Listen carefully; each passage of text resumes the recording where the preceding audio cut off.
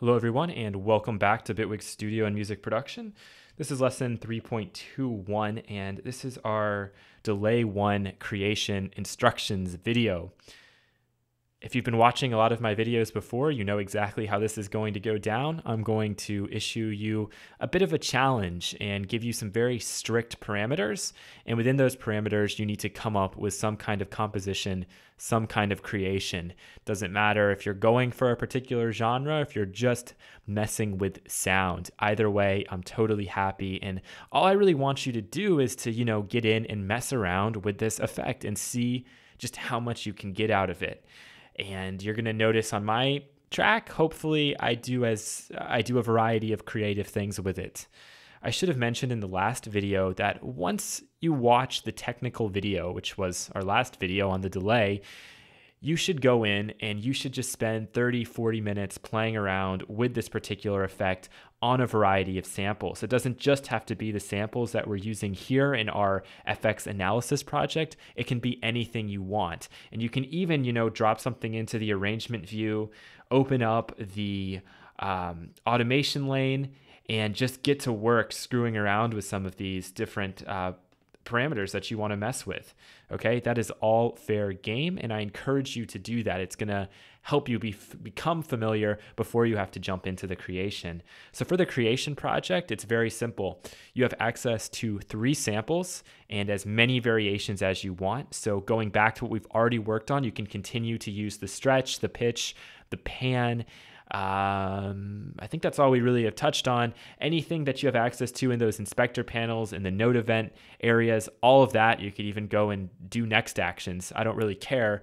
Whatever you want to do, you have access to that, and you have access to as many versions of this Delay-1 as you want.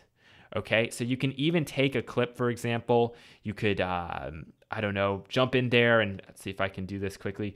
You could have something, you could bounce it if you wanted to, and you can bounce it, remember, with the pre-delay, post-delay, pre-effects, post-effects. So you're going to have the ability to bounce down something that's been delayed to then maybe reverse it and then delay it again with a further delay device. There's so much you have access to here, so don't shy away from anything that we've already touched on because it's going to help quite a bit.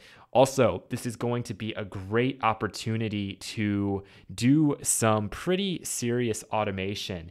And there's a lot of ways you can do it. Don't forget that with every single one of these devices, you can open up the show hide presets and macros area, and you can start to map some of these to your macro controls. If you have a MIDI controller and you want to record variations live, we've already talked about how to do that.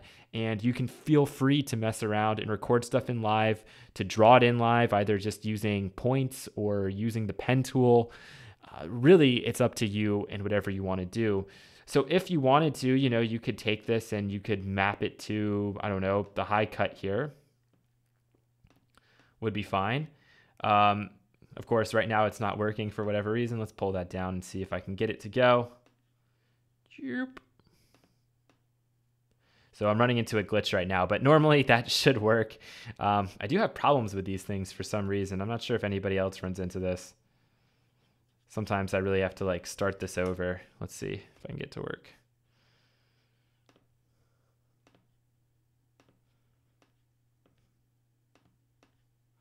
There we go. So sometimes you have to delete it and start over. That's kind of a really annoying glitch. The one thing that sucks, you can't actually map this delay time setting to a macro. I'm not sure why. That's one thing I'd love for them to incorporate in the future, but you can still mess with this from the automation if you're so inclined. Okay, so maybe consider messing around with that. Honestly, I've got nothing else for you other than go out there and create something really interesting, and feel free to share it if you'd like. And if you don't want to share it, that's okay too. Thank you so much for watching, and in the next lesson, you're going to see my final creation. Thanks a lot. Take care.